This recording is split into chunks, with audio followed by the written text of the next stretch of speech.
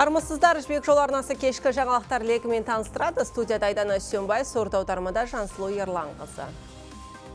Қазір елімізде 20 мың жұмыс орнын құруды көздейтін 45 ірі өнеркәсіптік жоба іске асуда. Оларға тартылатын инвестиция 2 триллион 300 миллиард теңгеден асады. Бұл туралы президент қабылдауында болған премьер-министр айтты. Олжас Бектенов Қасым-Жомарт Тоқаевқа үкімет атқарып жатқан жұмыс бағыттары туралы есеп берді. Президенттің көлік саласын дамытуға қатысты тапсырмалары қалай орындалғанын да баяндады. Бұдан бөлек вегетациялық кезең туралы да айтты. Қазір егістікті су ресурстарымен қамтамасыз ету шаралары қатаң бақылауда. Оның үстіне су үнемдеу технологиялары енгізілуде, ол үшін өңірлік штабтар жұмыс істейді. Олжас Бектенов биылғы егіс науқаны туралы да баяндады. Жыл басынан бері ауыл, орман және балық шаруашылығындағы өнімдер мен қызметтердің жалпы көлемі 4%-ға артыпты. Барлық өңірде оң динамика тіркелген. Үкімет басшысы энергетикалық және коммуналдық инфрақұрылымды жаңғырту жұмыстары жайында да есеп берді. Қасым-Жомарт Тоқаев экономикада институционалдық өзгерістер жасауға, өңірлерді дамытуға және инвестиция тартуға қатысты бір қатар тапсырма берді. Мемлекет басшысы жуырда ғана тағайындалған көлік министрі Нұрлан Сауранбаевты да қабылдады. Кездесуде еліміздің көлік транзит әлеуетін одан әрі арттыру шаралары талқыланды. Қасым-Жомарт Тоқаев Қазақстан арқылы жүк тасымалын ұлғайту үшін автомобиль жолдары мен авиахабтар желісін белсенді дамыту маңызды екенін айтты. Темір жол саласындағы ауқымды инфрақұрылымдық жобаларды уақытылы жүзеге асыруға да баса мән берді. Осыған орай министрді кедергі келтіретін факторларды сараптап, саланы дамыту тәсілдерін қайта қарауға міндеттеді. Мемлекет басшысы көлік дәліздерінің өткізу мүмкіндігін кеңейтіп, Қазақстанның Еуразиядағы негізгі сауда логистика торабы ретіндегі рөлін нығайту үшін жан-жақты әрі тиімді шаралар қабылдауды тапсырды. Қазақстан мен Қытай жасыл энергетика саласындағы ынтымақтастықты арттырады. Премьер-министр Олжас Бектенов Хунан Цюньцин Хуанбао компаниясының басшысы Дай Даогымен кездесіп екі жақты байланысты талқылады. Тараптар қалдықтарды өңдеу, оларды кәдеге жарату тәсілдер жайында пікір алмасты. Алдағы уақытта осы бағытта бірлескен инвестициялық жобаларды жүзеге асыру мүмкіндіктерін пысықтады. Премьер-министр мемлекет басшысы Қасым-Жомарт Тоқаевтың экологиялық жаңғырту мен орнықты дамытудың маңызына баса назар аударып отырғанын атап өтті. Қазақстан жасыл трансформацияны мемлекеттік саясаттың негізгі басымдықтарының бірі ретінде қарастырады. Қазір елімізде қажетті құқықтық база бар. Өкімет осы саладағы халықаралық технологиялық компаниялармен ынтымақтастықта ашық, деді Олжас Бектенов.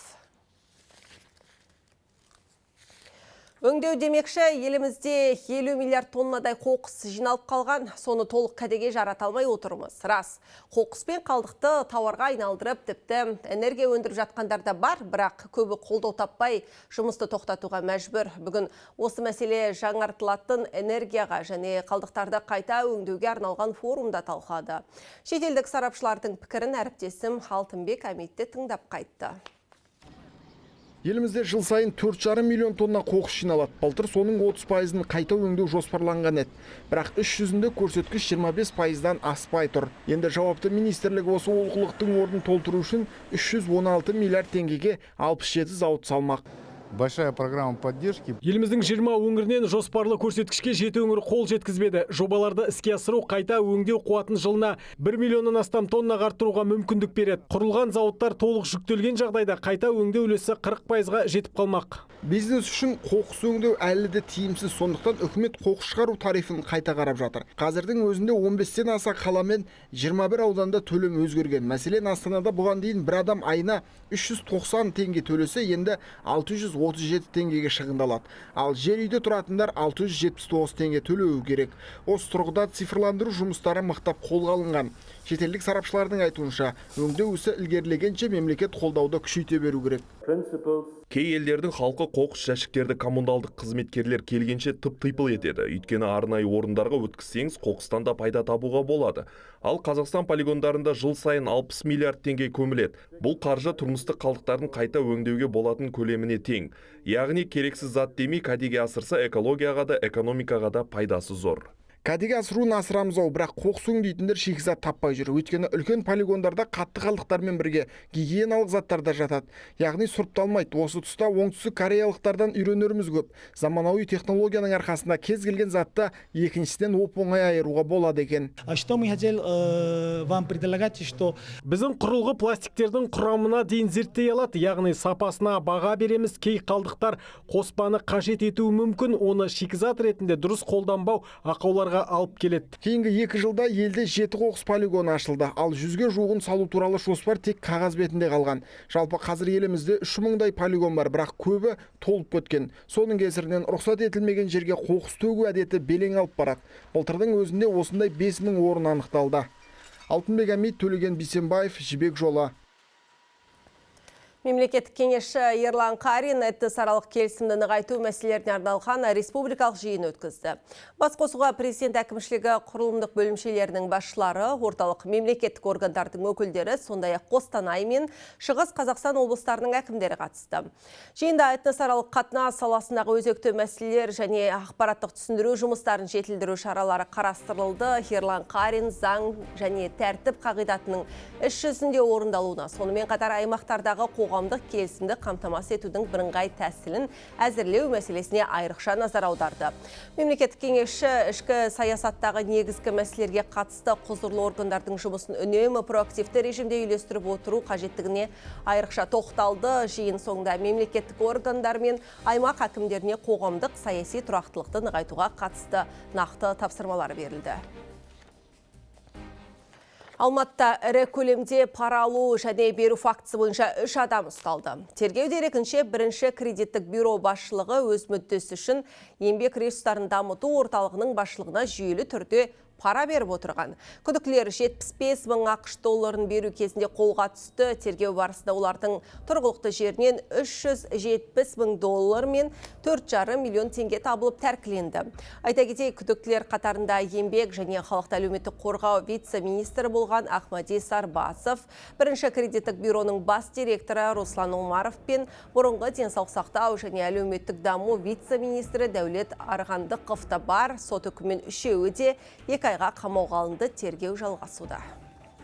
Тергеу барысында бірінші кредиттік бюро басшылығы қаржы ұйымдарының сұраныстарын өңдеуге қажетті ақпараттық қызметтер көрсету кезінде өз мүдделерін өткізу мақсатында еңбек ресурстарын дамыту орталығы басшылығына жүйелі түрде заңсыз сыйақылар бергені анықталды. Алматы қаласы бойынша экономикалық тергеп-тексеру департаментінің қызметкерлері жедел іздестіру шаралары барысында кезекті 75 мың ақш доллар көлеміндегі пара беру кезінде Сарбасов, Омаров және Арғандықов ұсталды.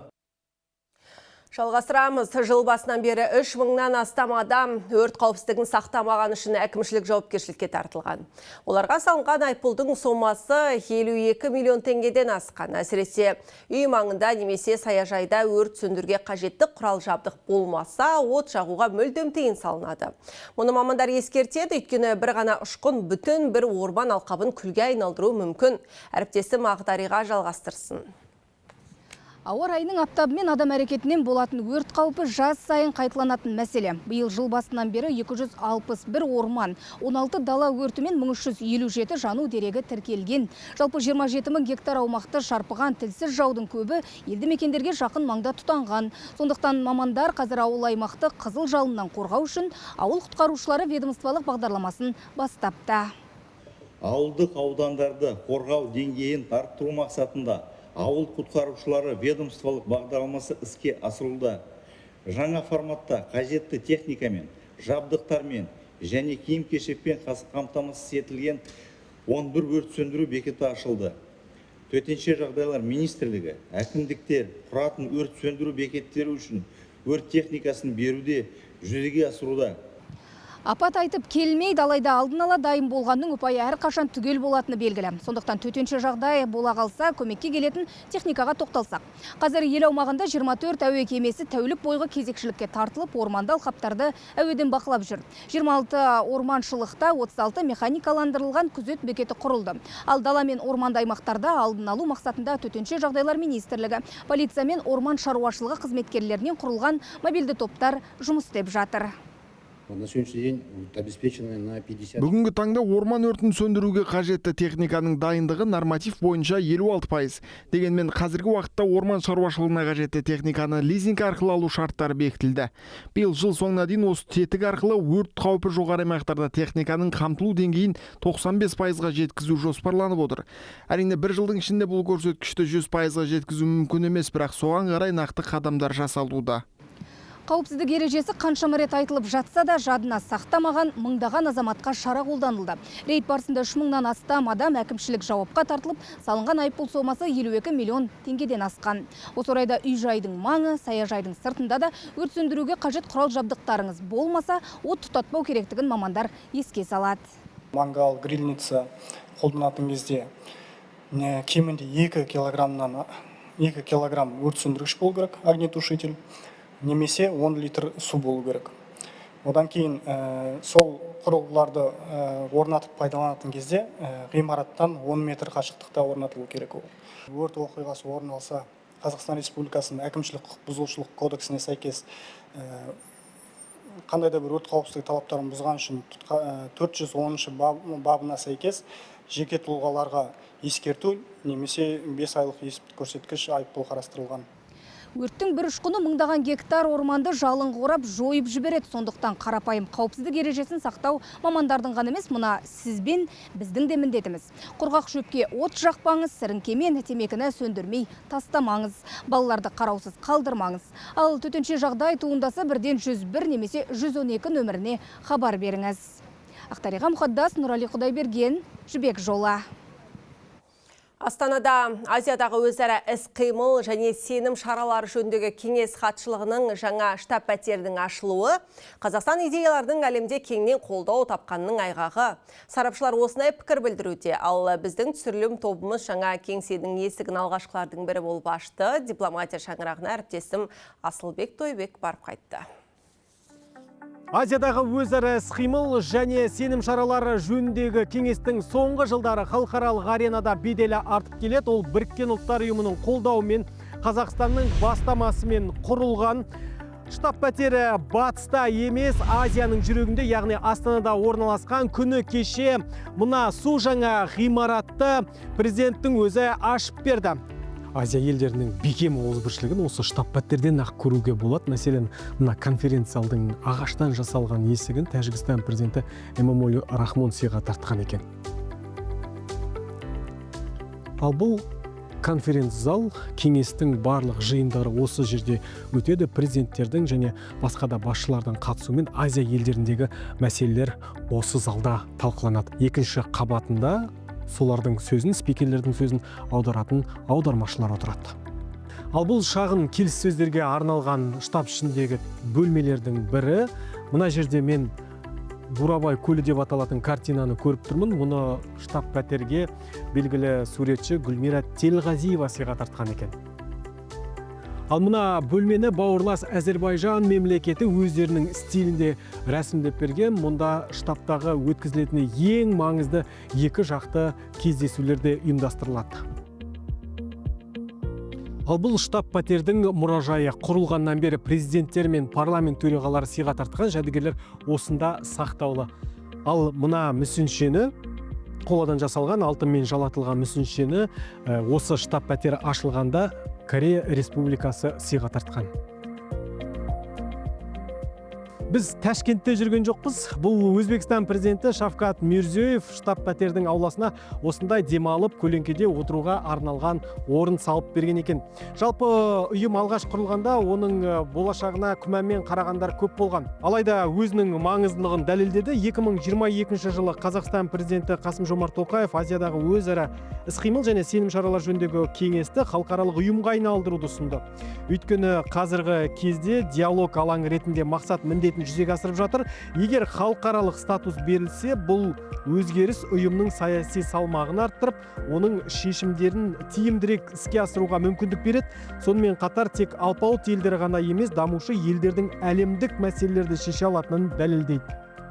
өткенде ғана жаңа деңгейге көшкен Еуропадағы Орталық Азия үлкен деңгей жоғары дәрежедегі саммит болып өтті. Бұрын ондай саммиттер болмаған еді, мысалы. Неліктен? Өйткені қазіргі уақытта Орталық Азиядағы интеграциялық үдерістер дами түсуде. Өткендеген Қырғызстан, Тәжікстан, Өзбекстан арасындағы шақты шекаралық мәселелердің бәрі бекітіліп болғаннан кейін Орталық Азиядағы тұрақтылық күшейіп келе жатыр, және Орталық Азия өзін аймақ ретінде ұсына алып отыр басқа мемлекеттерге. Қазір ұйым Орталық Азияда шекаралық қауіпсіздік, су ресурстарын басқару, экстремизммен күреске ерекше ден қойған. Жалпы ұйымға 28 ел мүше және бақылаушы елдер қатарында экономикасы дамыған мемлекеттерде бар. Кеңеске қосылуға қызығушылық танытып отырған елдер де көп. Атап айтқанда бұл қазір Парсы шығанағы аймағының мүддесін Сауд Арабиясы қорғауға ниетті. Сирия ұйым арқылы қауіпсіздік және қайта құру үдерісіне араласқысы келеді. Ливан таяу шығыс бейбітшілік бастамаларына қолдау көрсету мақсатында мүше болуды ойластыруда. Түркменстан, Непал, Мальдив аралдары секілді кіші елдерде мүдделілік білдіріп отыр. Асылбек Тойбек, Райымбек Бегужаев, Жібек Жолы. Жамбыл облысына жұмыс сапарымен барған Сенат төрағасы жергілікті мәслихат депутаттарымен кездесті. Мәулен Әшімбаев президент реформаларын іске асыру үшін бірлескен жұмыстың маңызын атап өтті. Кездесуде депутаттар аймақтағы бірқатар шешімін күткен мәселелерді ортаға салды. Мәулен Әшімбаев жергілікті өкілді органдармен бірнеше бағыттағы тығыз жұмысты әрі қарайда жалғастыра беретінін жеткізді. Сенат спикері белсенді жастармен де жүздесті. Жиында жастарды қолдауға арналған ұлттық бағдарламалар мен заңнамалық шаралар сөз болды. Президентіміз Қасым-Жомарт Кемелұлы Тоқаевтың бастамасымен елімізде кешенді реформалар іске асырылып жатыр. Мемлекет басшысы экономиканы әртараптандыруға, өңдеу өнеркәсібі мен ауыл шаруашылығын дамытуға үлкен көңіл бөліп отыр. Инвестиция тартуға және жаңа технологияны енгізуге қатысты да нақты міндеттер жүктелді. Ал Маңғыстау облысына 250 дәрігер қажет. Өңірде жалпы тәжірибелік дәрігер, педиатр, хирург, анестезиологтар жетпейді.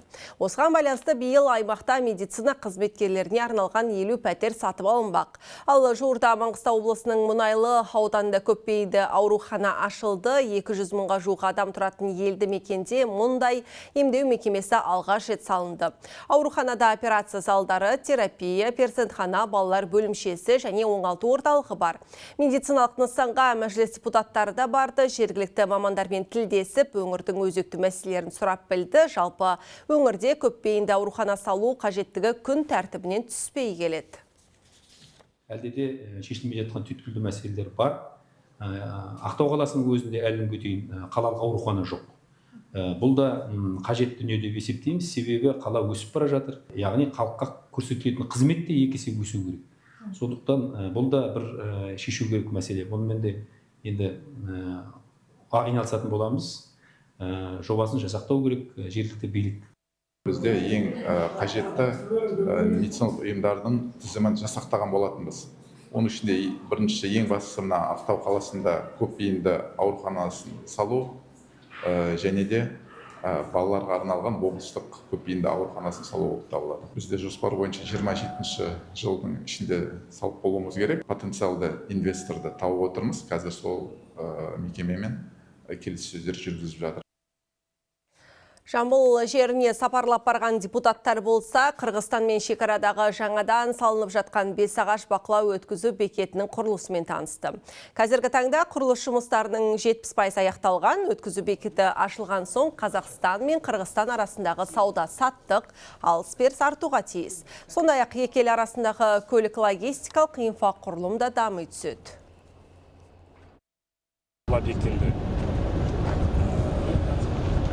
Аяқталу биыл болған, негізі бастапқы жоспар бойынша, бірақ әртүрлі жаңағы проекттің өзгеруіне байланысты, басқа да ақшаның бөлінуіне, былтырғы бюджеттің дефицитіне байланысты бұл проекттің жаңағы құрылысы биылға созылды. Енді жылы қолданысқа беріледі деп жоспарлап отыр. Соның құрылысын қадағалап, танысып, көріп кету мақсатында келдім.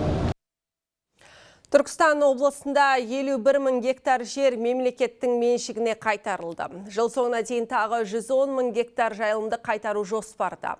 Бұл тіршілігі төрттілікпен тығыз байланысты өңір үшін маңызды, өйткені жайылым тапшылығы жылдан жылға ушығып барады. Қазірдің өзінде 831 мың бас малға 540 мың гектар өріс жетпейді. Сонымен қатар қағаз жүзінде тіркелген, бірақ кәдеге аспай бос жатқан 372 мың гектар жерде анықталды. Қазір облыс арнайы ведомствоаралық топ құрылып, қайтарылған жердің тиімді пайдалануын бақылауға алды. Оның бір бөлігі ауыл әкімдіктеріне беріліп, тұрғындарға мал жаюға мүмкіндік жасалмақ. Петропавлда былтырғы тасқын кезінде су астында қалған сорғы станциясы жөнделіп қолданысқа берілді. Оны жаңғырту үшін демеушілер 4 миллиард теңгеге жоқ қаржы аударды. Қала іргесінде орналасқан стратегиялық нысан 1974 жылы халық игілігіне берілді. Содан бері күрделі жөндеу көрмеген. Жауаптылардың айтуынша енді ол кез келген жағдайда тоқтаусыз жұмыс істей алады. Еуропадан соңғы үлгідегі 4 қондырғы әкелінді, ал орталықты үздіксіз электр қуатымен қамтамасыз ету үшін жер асты желісі тартылды. Мұнымен қоса айналасы темір бетонмен қоршалды. Бүгінде бөгеттің биіктігі 5 метрге жуықтайды. Айта кету керек, бұл шаһарды таза сумен қамтып тұрған жалғыз станция. Практически от этой насосной станции остался каркас. Ескі станцияның тек қаңқасы ғана қалды. Құрылғылар толығымен ауыстырылды. 4 жаңа насос орнаттық. Әрқайсысы сағатына 3200 текше метр су сорады. Айта кету керек, олар судың астында тұрса да жұмыс істей береді. Сондай-ақ барлық жүйе автоматтандырылды. Әрі оны қашықтан басқаруға болады. Ал солтүстік Қазақстан облысында жыл басынан бері 300-ден астам интернет алаяқтық деректер тіркелді. Бұл туралы полиция қызметкерлері хабарлайды. Статистикалық мәліметтерге сүйенсек, әлеуметтік желілерде белсенді жастармен қатар зейнеткерлер де алаяқтардың құрбаны болуда. Сондықтан сақшылар заң мен тәртіп қағидаты аясында жер-жерде тұрғындармен кездесіп, оларға құқықтық көмек көрсетуде. Құқық қорғау органдарының өкілдері мұндай бас қосуды ұдайы түрде өткізбек.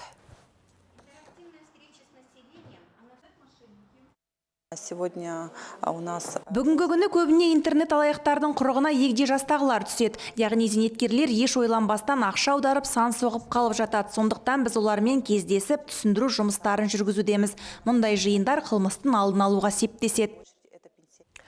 3 шілде дүниежүзілік пластиктен бас тарту күні. Жыл сайын әлемде осындай 300 миллион тонна қалдықтың басым бөлігі дұрыс өңделмей, жерге, суға және ауаға тарайды. Мәселен, бір пластик қалшық 12 минут қолданылады, бірақ табиғатта 400 жылдан астам шірімей жатады. Одан теңіз жануарлары мен құстар зардап шегеді. Сондықтан бүгін өнімнің осы түрінен бас тарту шаралары кеңінен насихатталды.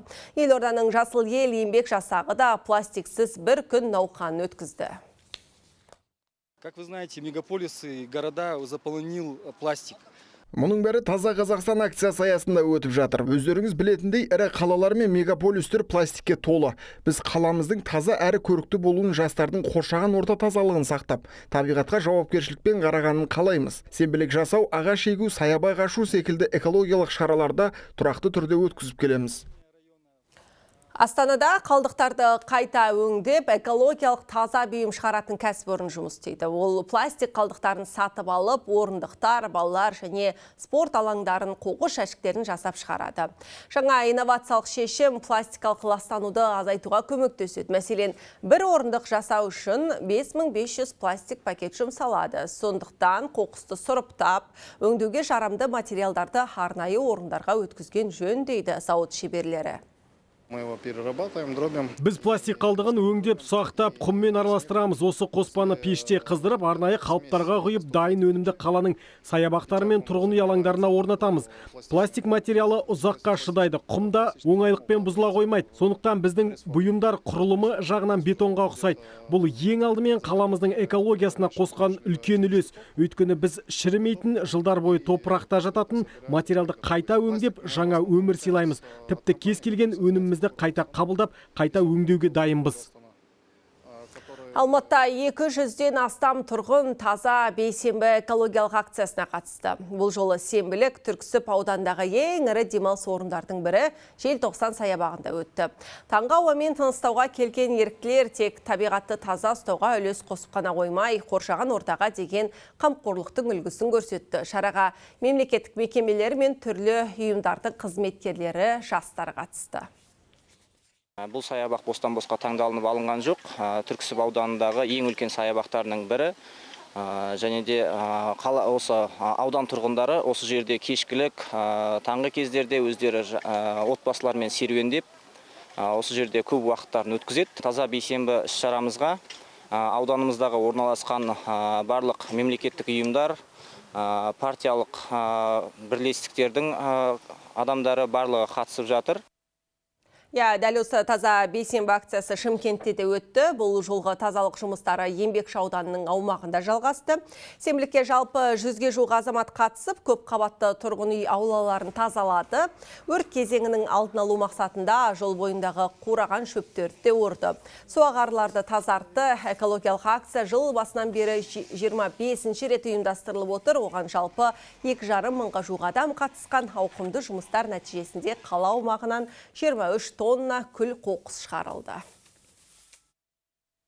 Таза жерде өскен адам санасы да таза болады. Қоршаған ортаға деген бір жанашырлық танытса деген ниет біздің ойымыз. Халықта міне осыған түсіністік танытып, қатысып, өздерде осындай бастамашы болып, блогерлер, журналистер бастамашы болып жүрген байқап жатса, сол себептен біз ойлаймыз, бұл кең жалпы халықтық, шынына айтқанда, халықтық акцияға осы айналды деген ойдамыз.